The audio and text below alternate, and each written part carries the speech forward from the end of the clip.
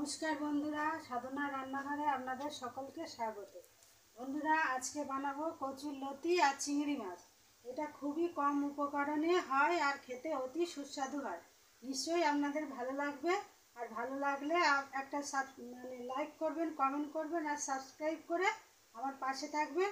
আর আমার রেসিপিগুলো একটু শেয়ার করে দেবেন। এই দেখুন বন্ধুরা, কচুর লতি আর এই চিংড়ি মাছ আর এই লতি আমি কেটে ধুয়ে পরিষ্কার করে রেখেছি। এবার এটা ভাপিয়ে নেব। জল বসিয়ে দিলাম, জলটা একটু গরম হোক, আমি এগুলো একটু ভাপিয়ে নেব। চিংড়ি মাছ একটু দিয়ে দিচ্ছি সামান্য হলুদ আর সামান্য নুন দিয়ে একটু মেখে রেখে দিই। জলটা গরম হয়ে গেছে, একটু লবণ দিলাম, দিয়ে আমি লতিগুলো দিয়ে দিচ্ছি।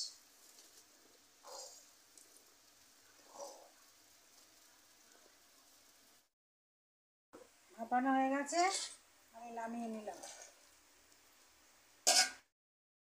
কড়া বসিয়ে দিয়েছি, দিয়ে সর্ষের তেল দিয়ে দিচ্ছি। এবার চিংড়ি মাছগুলো ভেজে নিচ্ছি, হালকা করে ভেজে নেবো, বেশি ভাজবে না।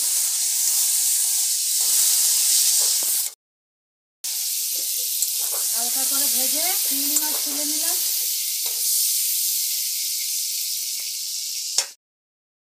পেঁয়াজ,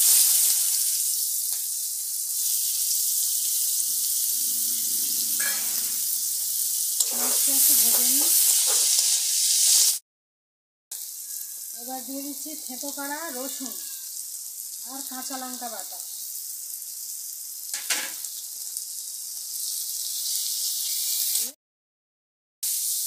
পেঁয়াজ, কাঁচা লঙ্কা, রসুন ভাজা ভাজা হয়ে গেছে। এবার আমি দিয়ে দিচ্ছি একটু রঙের জন্য কাশ্মীরি লঙ্কার গুঁড়ো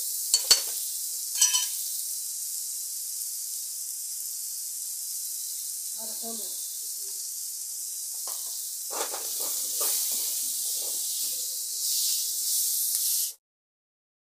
মশলা সব ভাজা ভাজা হয়ে গেছে। এবার আমি সেদ্ধ করা ভাপিয়ে নেওয়া লতিগুলো দিয়ে দিচ্ছি।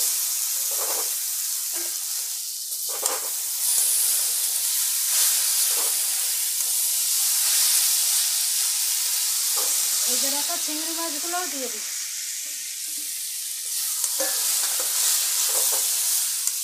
দিয়ে এটা একটু কম আছে ঢেকে ঢেকে রান্না করতে হবে। আমি লতি ভাপানোর সময় নুন দিয়েছিলাম আর চিংড়ি মাছেও নুন দেওয়া ছিল, খুব সামান্য একটু নুন দিচ্ছি।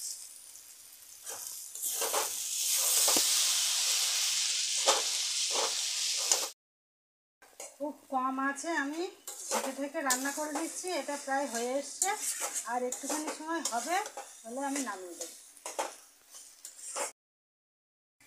নামানোর আগে বন্ধুরা আমি একটু গোলমরিচের গুঁড়ো দিয়ে দিচ্ছি, দিলে এটা ভালো টেস্ট হয়।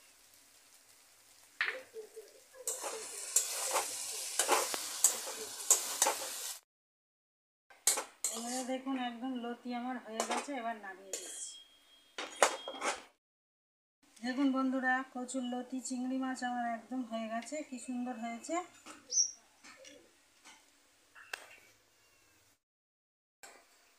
বন্ধুরা, আজকের মতো রেসিপি এই পর্যন্ত। সবাই ভালো থাকবেন, সুস্থ থাকবেন। আগামীতে আবার দেখা হচ্ছে। আর এতক্ষণ আমার পাশে থাকার জন্য সবাইকে ধন্যবাদ।